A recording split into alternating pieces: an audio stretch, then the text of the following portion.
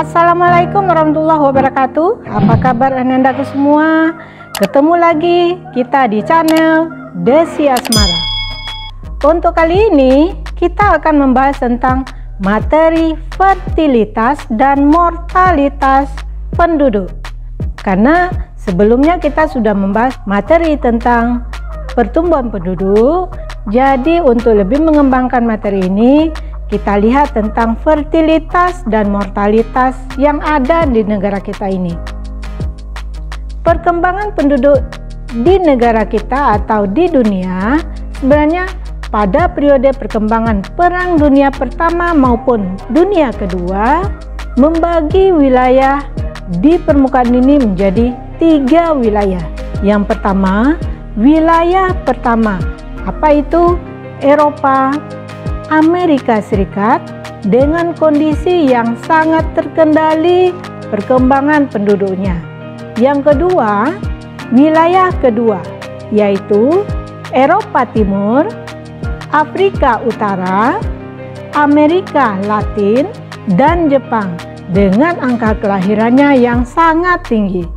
Yang ketiga, wilayah ketiga yang merupakan wilayah bukan wilayah pertama dan wilayah kedua.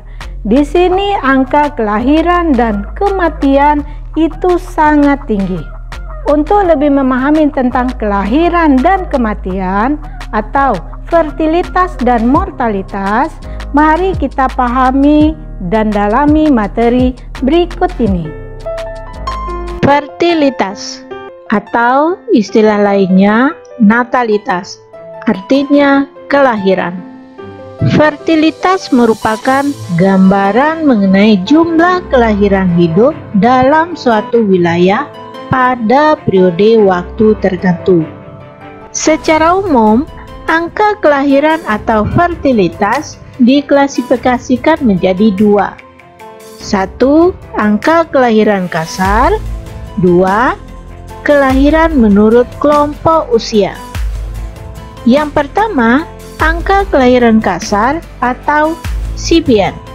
Kita sudah membahasnya pada materi sebelumnya tentang pertumbuhan penduduk, yaitu B per P kali 1000. Yang kedua, angka kelahiran menurut kelompok usia tertentu atau ASFR. Angka kelahiran menurut kelompok usia yaitu angka yang menunjukkan banyaknya bayi lahir hidup dari setiap 1000 penduduk wanita per kelompok umur pada usia reproduksi dalam periode tahun tertentu. Untuk menghitung angka kelahiran menurut kelompok usia digunakan rumus ASFRX sama dengan BX banding PF buka kurung umur 15 sampai 49 tahun kali konstan. Konstan ini nilainya 1000. Jadi angka kelahiran menurut kelompok umur usia yaitu jumlah bayi yang lahir hidup dari penduduk wanita kelompok usia tertentu banding jumlah penduduk wanita usia subur pada kelompok umur tertentu dikali 1000. Faktor-faktor yang mempengaruhi tingginya angka kelahiran bisa kita lihat dari 2 sisi. Yang pertama, faktor demografi, yaitu 1. Struktur atau komposisi umur. 2. Status perkawinan seseorang. 3. Umur kawin pertama. 4. Adanya fekunditas, yaitu kemampuan untuk bereproduksi. 5. Proporsi penduduk yang kawin. 6. Perkawinan di usia muda dan adanya keinginan memperoleh anak laki-laki. Faktor kedua yaitu faktor non-demografi. Yang pertama, adanya keadaan ekonomi penduduk. 2. Tingkat pendidikan. 3. Untuk perbaikan status wanita. 4. Adanya urbanisasi dan industrialisasi. 5. Adanya anggapan bahwa banyak anak berarti banyak rezeki. 6. Kebutuhan akan tenaga kerja dan kurangnya informasi tentang keluarga berencana atau KB. Sedangkan faktor-faktor yang menghambat kelahiran atau antinatalitas yaitu adanya pelaksanaan program KB, kemudian adanya undang-undang perkawinan yang membatasi usia pernikahan untuk wanita minimal 16 tahun dan laki-laki berumur 19 tahun. Kemudian adanya anggapan anak menjadi beban bagi keluarga, serta adanya pembatasan tunjangan anak untuk pegawai negeri, yaitu tunjangan yang diberikan hanya sampai anak ketiga. Ini menurut peraturan tahun 2013. Dan yang terakhir adanya penundaan usia perkawinan. Angka fertilitas memberikan pengaruh yang positif terhadap pertumbuhan penduduk di negara kita ini. Sedangkan kalau kita lihat angka mortalitas cenderung memberikan pengaruh negatif atau faktor pengurang terhadap pertumbuhan penduduk. Itulah faktor-faktor yang mempengaruhi terhadap fertilitas atau natalitas kehidupan di permukaan bumi. Sekarang kita bahas tentang mortalitas atau kematian. Mortalitas merupakan angka yang memberikan gambaran mengenai jumlah penduduk yang meninggal dunia dalam waktu tertentu dalam tiap 1000 penduduk. Biasanya untuk mencari angka mortalitas, yang pertama yaitu dengan angka kematian kasar atau CDR. Pada pertemuan sebelumnya kita sudah membahas tentang CDR yang rumusnya adalah D per P kali konstan atau jumlah penduduk yang meninggal dunia bagi jumlah penduduk kali konstan atau 1000.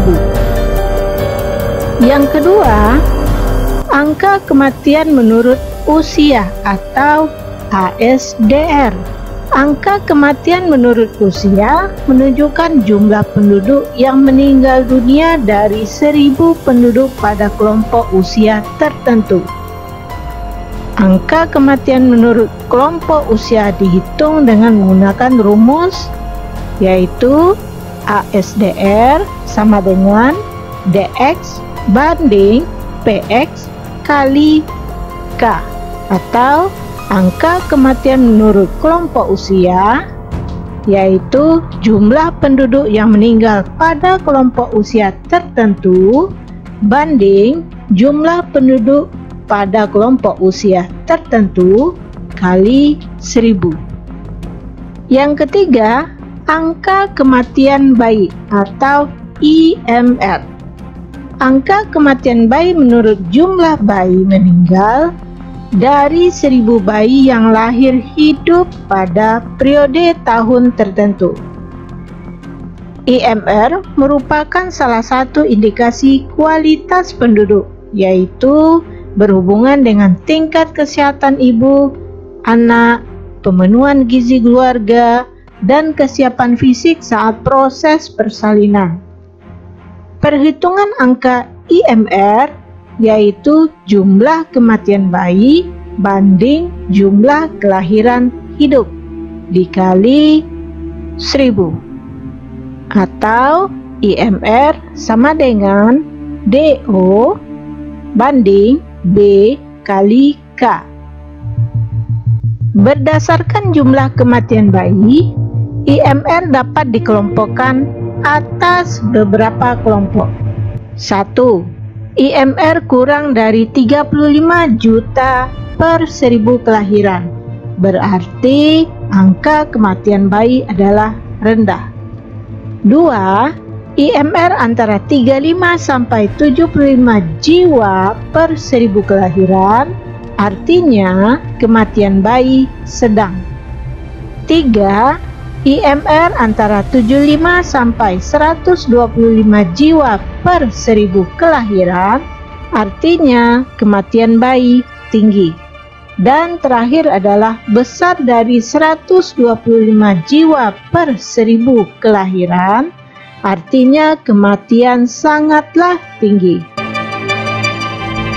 Tinggi atau rendahnya tingkat kematian sebenarnya dipengaruhi oleh faktor penghambat atau faktor pendukung kematian tersebut. Yang pertama, kita lihat faktor pendukung kematian atau promortalitas. Promortalitas sendiri merupakan faktor yang menyebabkan meningkatnya jumlah kematian di suatu wilayah atau negara. Yang pertama, kurangnya kesadaran masyarakat akan kesehatan. 2. Kurangnya fasilitas kesehatan dan prasarana pendukungnya. 3. Banyaknya terjadi kecelakaan. 4. Terjadinya bencana atau peperangan. 5. Adanya tingkat pendidikan yang rendah. 6. Tingkat pencemaran yang sangat tinggi, dan banyak lagi yang lain. Yang kedua, faktor penghambat dari kematian atau antimortalitas. Antimortalitas merupakan faktor yang menyebabkan rendahnya tingkat kematian. Faktor penghambat kematian berbanding terbalik dengan faktor pendukung kematian, yaitu 1. Tingginya kesadaran masyarakat akan kesehatan. Kemudian 2. Lengkapnya fasilitas kesehatan dan sarana pendukung. 3. Jarangnya terjadi kecelakaan atau bencana serta peperangan. Kemudian adanya lingkungan yang bersih serta ajaran agama yang melarang untuk bunuh diri. Demikianlah materi kita tentang fertilitas dan mortalitas, kelahiran dan kematian. Untuk lebih memahaminya, silakan Anda kerjakan latihan berikut ini.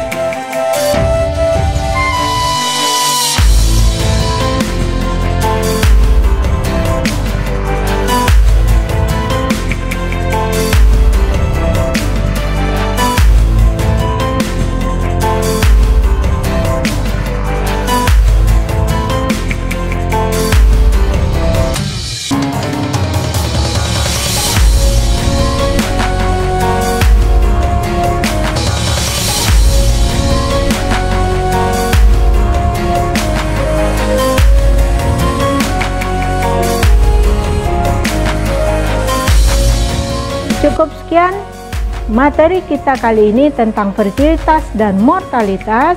Semoga Ananda bisa memahaminya dan lebih mengembangkan tentang materi ini. Dan jangan lupa untuk materi berikutnya, yaitu tentang mobilitas penduduk. Dan jangan lupa tetap di channel Desi Asmara. Sekian, terima kasih. Assalamualaikum warahmatullahi wabarakatuh.